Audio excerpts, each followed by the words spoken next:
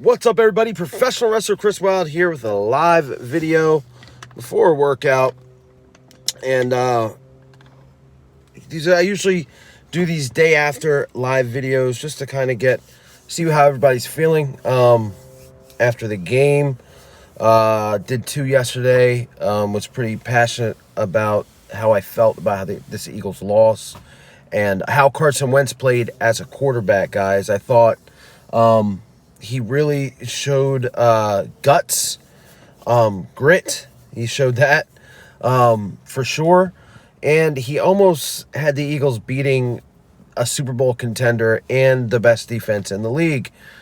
So I made the mistake today and I always do this. I mean, I really shouldn't, but I made the mistake of turning on WIP sports radio out of Philadelphia. I like listening to Ike Reese, former Eagles linebacker. There's some other guys I usually have on. Trey Thomas comes on sometimes.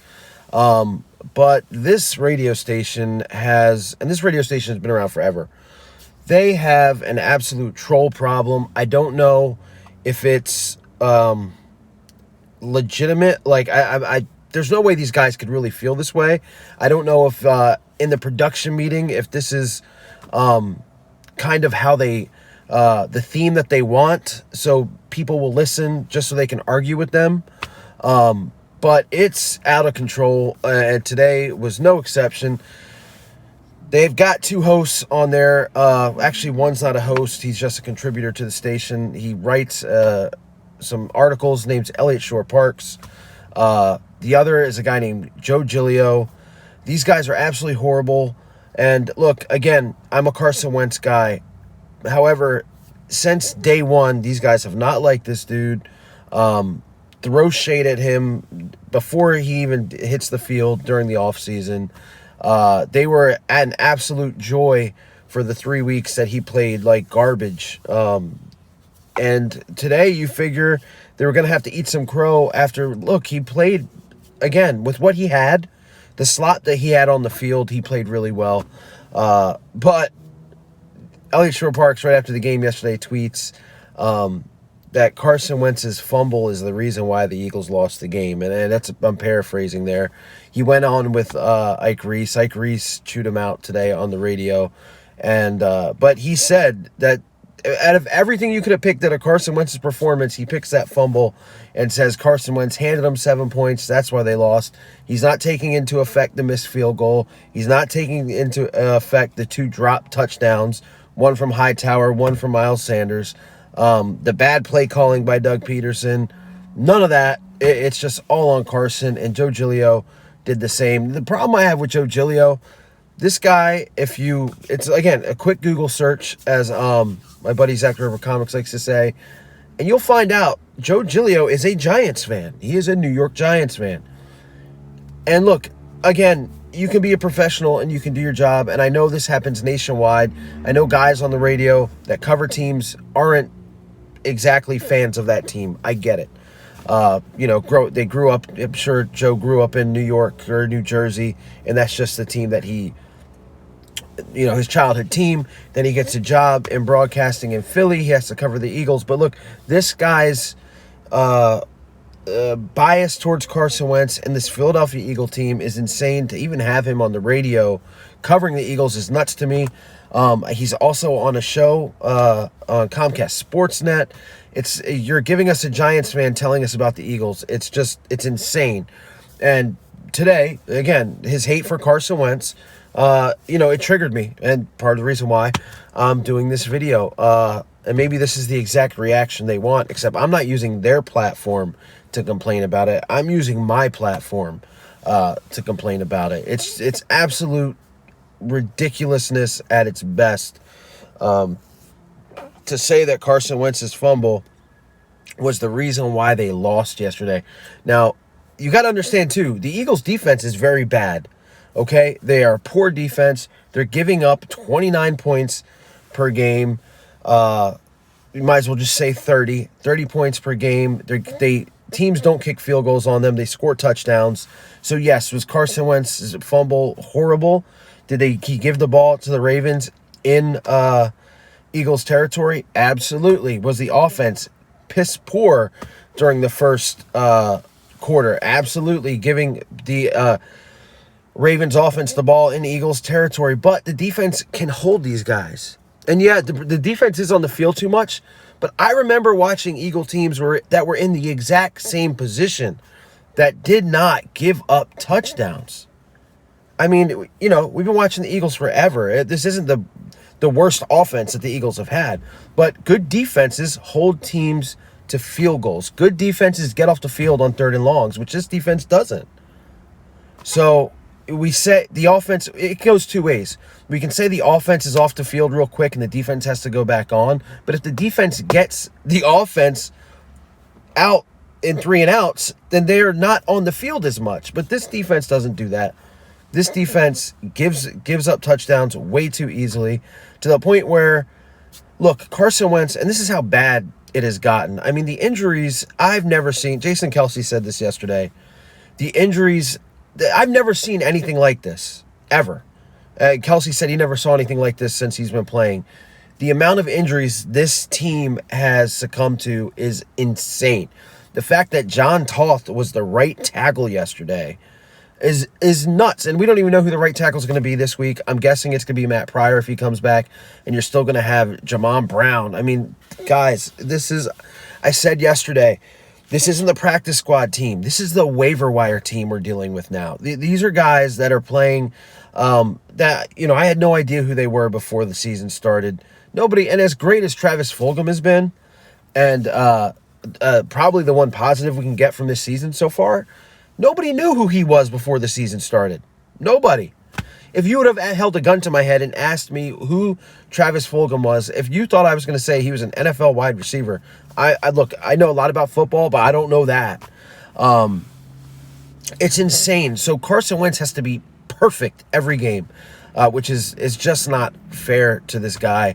We're going to have to, when you have the slop that's playing on the field that he has to play with, we're going to have to put up with an interception. We're going to have to put up with a fumble, because this guy is having to run, because look, you know, like yesterday's 40-yard run that nobody brings up because he didn't fumble on that play. And real quick, the Ravens defense is the number 1 scoring defense in the league, but whatever. He's got to take it on himself. He's got to take it on himself. There's so many different reasons why the Eagles lost yesterday. Doug Peterson's horrible play calling, 2-point conversion wise, is one of them. Jake Elliott, people need to start killing Jake Elliott more. The guy has not kicked a meaningful field goal all season. Something has to be said for that. The defense, the linebackers, Davion Taylor, are we ready to call him a bust yet as a 3rd-round pick? I mean, the only thing he did yesterday was run into the kicker. It's just very frustrating. And then you turn on the local radio and you hear these clowns being trolls, and they're trolling us and burying the quarterback. Which, again, the first 3 games of the season, because, you know, is pretty much Carson Wentz's fault for not beating the Washington football team. Yeah, absolutely. Give it to him. You know, I was giving it to him. But when a guy has a performance like he had yesterday, when he's getting his ass kicked, like this guy, man, I've been beaten up, you know, as a professional wrestler, I've been beaten. That's my job, basically, to get beaten up. I've not seen an ass whooping like that. And I mean, it was bad. It was bad. He was getting beat, hit 16 times, sacked 6 times. It was just, and you know what? And going back, and I'm going to do a video later, the left side of the offensive line wasn't that bad. Mailata played his ass off. Herbig didn't give up any pressures. That right side was trash. It was absolute trash. Especially when Driscoll went out. Jamon Brown is Winston Justice-like as far as being a bad offensive guard. So who knows what we do against the Giants. You know what I mean? Like, the Giants are bad too, but I got to be honest with you. I don't know which way to go with this game, because I don't know who the Eagles are going to have on the field. Miles Sanders is going to miss the game. Lane Johnson is going to miss the game. And, you know, this video was a rant about the radio and the trolls that WIP, for whatever reason, puts on, I guess, to get guys like me the way I'm getting. But if you go back and you watch my videos from the beginning of the offseason, I said the Eagles, as much as I love Miles Sanders, as much as I thought it was awesome that he said he was going to have an MVP season and he looked great, the Eagles needed a number two guy, because I did not think Miles Sanders could hold up. I just didn't. Last year, when he was given that starting role, he got hurt, and that brought Boston Scott, the nice little story that Boston Scott had that apparently is gone now. But they needed somebody else, a vet, because if he goes down, who do we have? And now look, Washington game, we had Corey Clement and Boston Scott. You saw how that went. We're in the exact same position that we were to begin the season. The Eagles have nobody to run the ball. Again, we're going to see Devontae Freeman from the Giants. He's not exactly lighting the world on fire, but I'd much rather have him than Corey Clement or Boston Scott. I bet you they bring up Jason Huntley. I bet you they bring up Adrian Killens maybe. I'm curious to see what Elijah Holyfield has. Again, I can't tell you the lack of trust I have in this team as far as picking talent. I've never felt this way. Because they're guys that might be better. Like Alex Singleton, like we talk about the linebackers looking horrible, but Alex Singleton looked a lot better than Duke Riley did. Is it just me? Please tell me. If it's just me, it's just me. But he looked a lot better than Duke Riley. There's got to be a guy better than Nate Gary. Sean Bradley didn't look great, but he didn't look exactly piss poor either. It's just, man, it's extremely frustrating. And again, I didn't turn on the radio expecting to hear these guys like we won, because we didn't win. We're 1-4-1. But the hate on Carson Wentz, man, it's just gotta stop. And it's like, it's this radio station. WIP is a popular radio station. One of the guys that I used to wrestle with is a producer there, Kevin Keenan. I have respect for those guys. Angelo in the morning I don't mind him as much. You kind of know he's going to be a little bit. He's gonna be a character.